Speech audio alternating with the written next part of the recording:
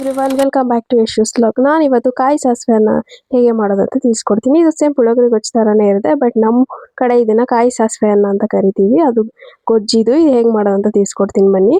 ಇದಕ್ಕೆ ಬೇಕಾಗಿರೋ ಇಂಗ್ರೀಡಿಯೆಂಟ್ಸ್ ಏನಂದರೆ ಸಾಸಿವೆ, ಹುಣಸೆ ಹಣ್ಣು, ಕಾಯಿ, ಬಾಡಿಗೆ ಮೆಣಸಿನ್ಕಾಯಿ ಮತ್ತು ಬೆಲ್ಲ. ಇದನ್ನೆಲ್ಲ ಮಿಕ್ಸಿಗೆ ಹಾಕಿ ರುಬ್ಕೋಬೇಕು. ಯಾವುದೇ ರೀತಿ ನೀರಾಗಲಿ ಏನೇ ಸೇರಿಸ್ಕೊಳ್ಳೋಂಗಿಲ್ಲ. ಎಲ್ಲ ಇಂಗ್ರೀಡಿಯೆಂಟ್ಸ್ ಒಂದೇ ಸತಿ ಹಾಕ್ಕೊಂಡು ರುಬ್ಕೊಳ್ಬೇಕು. ಒಂಚೂರು ಒಂದು ಡ್ರಾಪ್ ಕೂಡ ವಾಟರ್ ಹಾಕಂಗಿಲ್ಲ. ಇದನ್ನ ಸೇಮ್ ಚಟ್ನಿ ಪೌಡರ್ ಥರ ಆಗಬೇಕು. ಸೇಮ್ ಪುಳಿಯೋಗರೆ ಗೊಜ್ಜು ಥರನೇ ಮಾಡೋದು. ಮತ್ತು ಇದು ಒಗ್ಗರಣೆಗೆ ಬೇಕಾಗಿರೋ ಇಂಗ್ರೀಡಿಯೆಂಟ್ಸು ಕಡಲೆಬೀಜ, ಒಣಮೆಣಸಿನ್ಕಾಯಿ ಮತ್ತು ಕಡಲೆಬೇಳೆ. ಈಗ ಒಂದು ಬಾಣಲಿಲಿ ಎಣ್ಣೆ ಕಾಯಕ್ಕೆ ಇಟ್ಕೊಳ್ಳೋಣ. ಎಣ್ಣೆ ಕಾಯ್ದಿದೆ. ಸೊ ನಾನು ಇವಾಗ ಎಲ್ಲ ಇಂಗ್ರೀಡಿಯೆಂಟ್ಸು ಒಂದೇ ಸತಿ ಹಾಕ್ಕೊಂಡು ಫ್ರೈ ಮಾಡ್ಕೊತಾ ಇದ್ದೀನಿ. ನೋಡಿ, ಈ ರೀತಿ ಸ್ವಲ್ಪ ಫ್ರೈ ಆದಮೇಲೆ ನಾರ್ಮಲ್ ಒಗ್ಗರಣೆ ಎಲ್ಲ ನಾರ್ಮಲಾಗಿ ಹಿಂಗೆ ಮಾಡ್ತೀವೋ ಆ ರೀತಿ ಒಗ್ಗರಣೆ ಮಾಡ್ಕೊಳ್ಬೇಕು.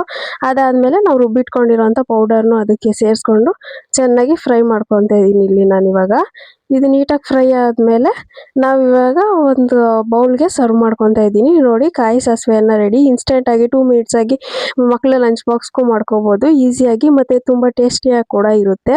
ನೋಡಿ, ಇವಾಗ ನಾನು ಅದನ್ನು ಒಂದು ಬಾಣಲಿಯಲ್ಲಿ ಆ ಗೊಜ್ಜನ್ನ ಹಾಕ್ಕೊಂಡು ಬಿಸಿ ಅನ್ನಕ್ಕೆ ಮಿಕ್ಸ್ ಮಾಡ್ಕೊತಾ ಇದ್ದೀನಿ.